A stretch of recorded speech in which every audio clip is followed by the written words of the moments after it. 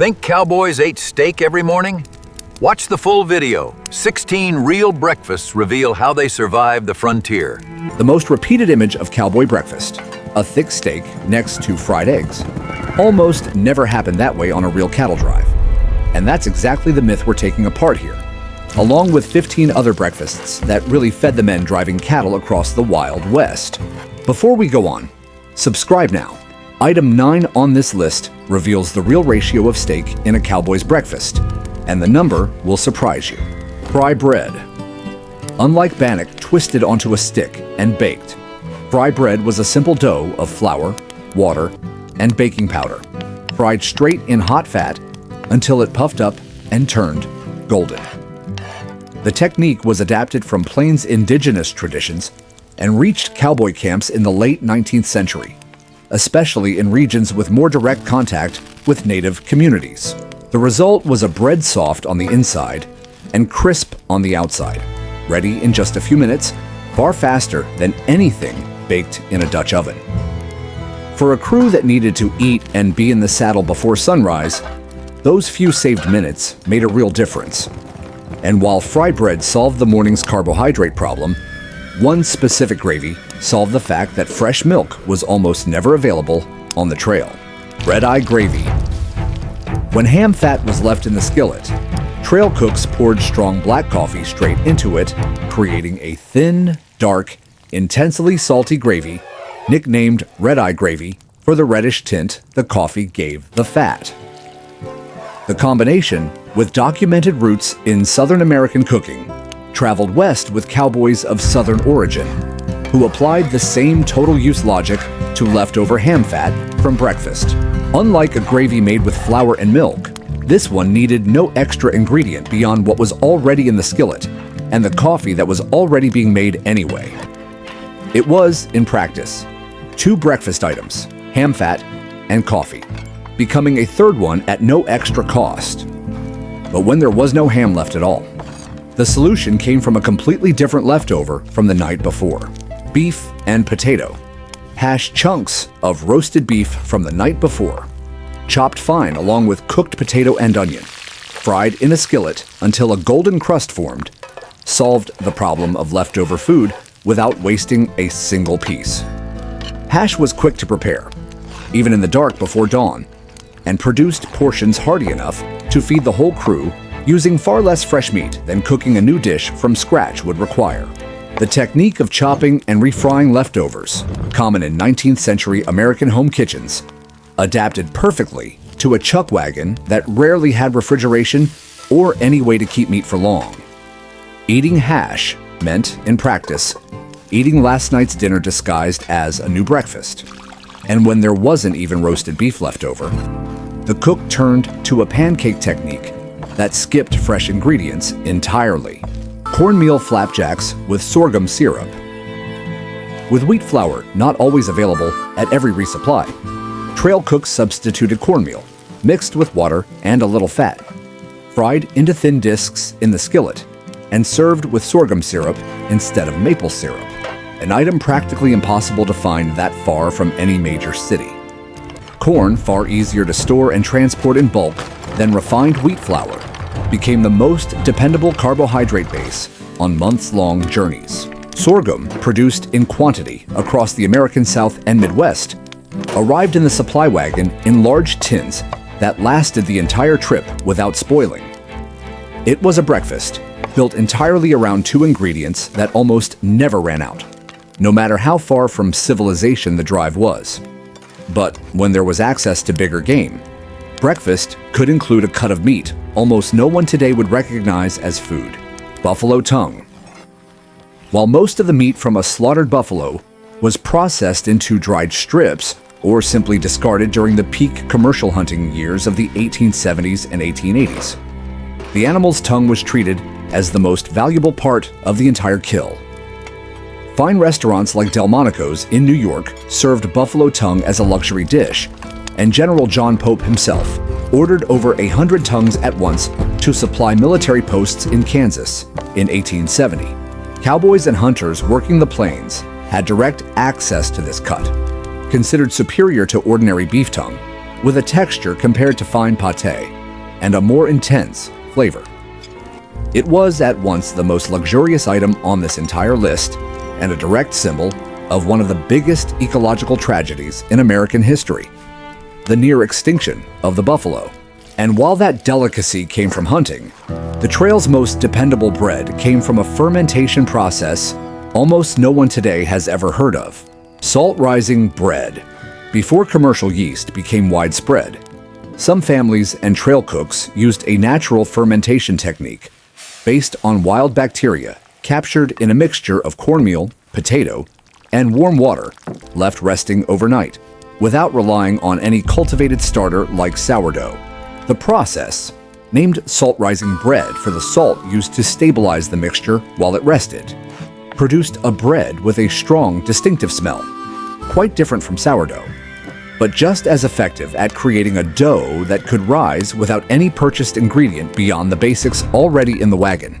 The technique required tight temperature control through the entire night, making it riskier and less predictable than traditional natural starter, but also cheaper, since no culture needed to be kept alive between trips.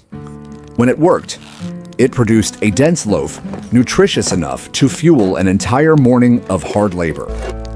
But when coffee ran out earlier than planned, the trail had a completely different emergency solution: chicory coffee.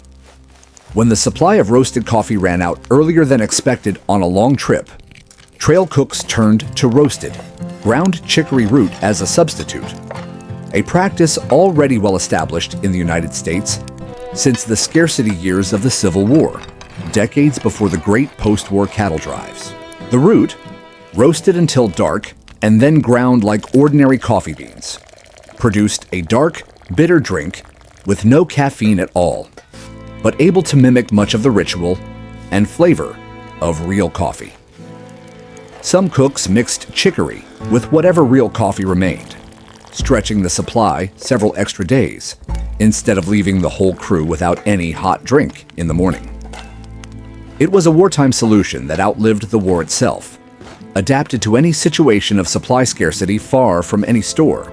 And breakfast got even more interesting when there was dried wild fruit saved from previous seasons.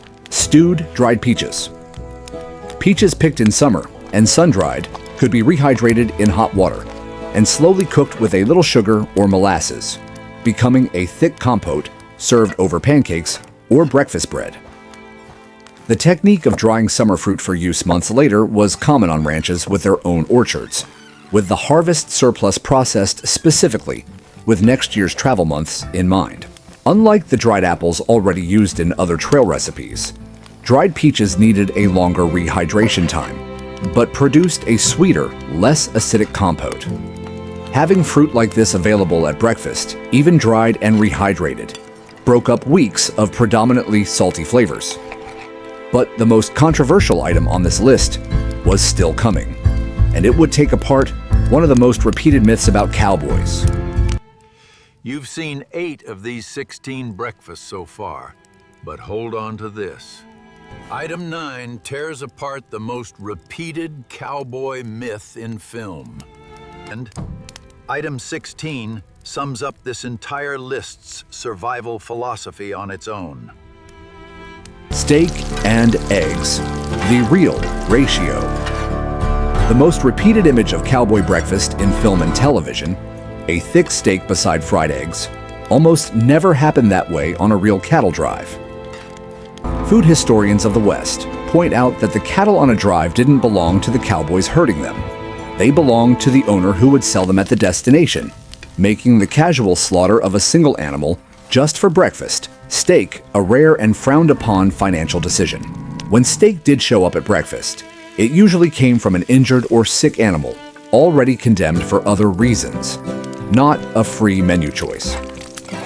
Eggs, on the other hand, when chickens were available at some nearby ranch, were actually more common than steak, the exact opposite of the ratio 20th century film built into popular imagination. The combination existed, but as a rare exception, not routine. And that exact kind of exaggeration is what separates the Hollywood cowboy from the documented one. Buttermilk pancakes. when a dairy cow was available at the ranch before a drive began. The leftover liquid from churning buttermilk was saved and used to make a lighter, softer pancake batter than the water-only version. Buttermilk's natural acidity reacted with the baking powder, producing a noticeably fluffier pancake, a difference anyone could taste even without understanding the chemistry behind it. The problem was durability. Without refrigeration, buttermilk carried on a long trip spoiled quickly, which limited this pancake mostly to the first few days of any drive, right after leaving the ranch. After a week on the road, this option disappeared entirely from the menu, replaced by the water or cornmeal-based versions already mentioned. It was, in practice, a short-lived luxury, available only while the memory of the ranch was still fresh. Ideal spot for the veteran cowboy avatar's third appearance, reinforcing the turn right before item 11. Video prompt not included in this delivery.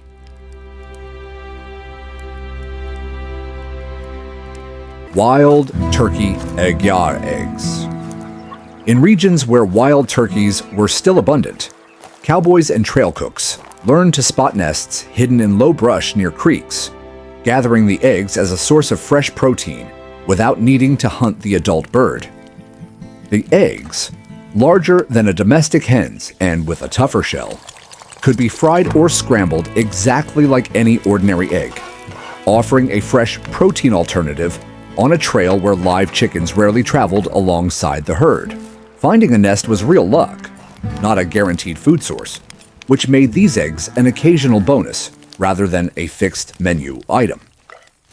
This kind of foraging added to other ways of supplementing the trail's standard diet with whatever the local landscape offered for free, without depending on the supply wagon. It was a reminder that even in an operation as organized as a cattle drive, survival still meant paying attention to the surrounding environment. Molasses breakfast cake. On special occasions, like the start or end of a long drive, the wagon cook might prepare a simple cake of flour, molasses, fat, and a bit of spice, baked in the Dutch oven and served in slices at breakfast, instead of the usual bread or pancake. Molasses, already on hand in quantity since it was used in other recipes, gave the cake a dark color and deep flavor without requiring any ingredient not already in the trail's standard pantry. Unlike most items on this list, this cake wasn't born from necessity or leftover use. It was born from a deliberate choice to make one specific morning feel a little more special than the rest. Serving this cake signaled to the whole crew that the day was different, usually tied to the start of a new leg of the journey or the approaching final destination. It was one of the rare moments when trail breakfast existed for pleasure, not just caloric necessity. Antelope with pan drippings. In regions where pronghorn antelope still ran free across the plains, a hunter from the crew occasionally brought one down during the drive, bringing fresh game meat to the next morning's breakfast. The meat, leaner than beef, was sliced thin and quickly fried in the skillet, with the juices released during cooking becoming a simple gravy poured over it right before serving. Unlike buffalo, much larger and harder for one person to bring down and process, antelope offered a more manageable amount of meat for a single crew meal, without leftover waste that would spoil without refrigeration. This occasional game meat broke up the routine of preserved or salted beef that dominated most of the trail diet, even though it depended entirely on the luck of spotting and taking down the animal in time. It was opportunistic hunting, just like hare and rabbit, but with far more meat per kill. That's 13 of 16 breakfasts revealed so far, but the last item on this list sums up everything you've seen in one single sentence. Keep going until then. Wild berry breakfast pie. When fresh wild berries were available in season, more ambitious trail cooks prepared a simple pie of dough and fruit, baked early in the morning in the Dutch oven to be served still warm before the crew mounted up. The dough, made only with flour, fat, and water, was rustic compared to anything from a fixed kitchen. but it served the purpose of wrapping the fruit in an edible crust, easy to hold with one hand, while moving through morning chores. Baking a pie that early, before the sun had even fully risen, meant the cook had to wake up even earlier than the rest of the crew, a sacrifice only worth it when there was enough fresh fruit to justify the extra effort. Serving fresh fruit at breakfast, however rare, broke the expectation that the trail meant only dry, preserved food all the time. Like the molasses cake, it was more a choice for crew morale than pure caloric necessity. Overnight, bone broth bones, left over from the previous night's dinner, still holding cartilage and small bits of meat, were simmered all night in a pot set near the coals, becoming a concentrated broth ready to drink or use as a base for whatever else was cooked the next morning. The process required no active attention from the cook once the pot was set to simmer. The residual heat of the slowly dying coals was enough to pull flavor and nutrients from the bones without spending any extra fuel in the morning. Drinking this hot broth before mounting up, especially on cold mornings, provided warmth and a small amount of extra protein without requiring any preparation beyond reheating what was already done. It was one more proof of the total use logic defining every meal on this list. No bone, however small, left the pot before giving up everything it still had to offer. And the final item on this list sums up that same philosophy in a very different way. Roasted tallow with sugar. When there was truly nothing left in the wagon's pantry, one last resource guaranteed enough calories to get through an entire morning of work. Melted beef tallow, lightly toasted in the skillet, mixed with a bit of sugar or molasses, and spread over whatever hard bread was still available. The combination made no pretense of refined flavor. It existed purely to deliver the greatest possible amount of energy from the most basic, durable ingredients a supply wagon could carry for months without spoiling. It was the kind of breakfast that only showed up on the hardest days of a drive, when resupply was running late or the distance to the next town was farther than planned. Serving this dish to the crew was, at once, a sign the trip was in trouble, and a guarantee that no one would go through the morning with 0 calories in their body. In the end, this exact kind of extreme solution sums up the real spirit behind all 16 breakfasts on this list. Nothing went to waste, everything was used, and hunger never won, as long as there was still something, anything, left in the wagon's pantry. These 16 breakfasts show that the real food routine of a cattle drive was far more creative and far less glamorous than any Western movie ever showed. Steak was the exception, not the rule, and a trail cook's real skill was turning cornmeal, tallow, and last night's leftovers into enough energy to fuel a full day of work in the saddle. After learning the real ratio of steak in a cowboy's breakfast, what else you believed about the Wild West might be wrong. Subscribe now, because the next video tears apart another myth Hollywood built about the American frontier. Comment below. Which of these 16 breakfasts would you try first?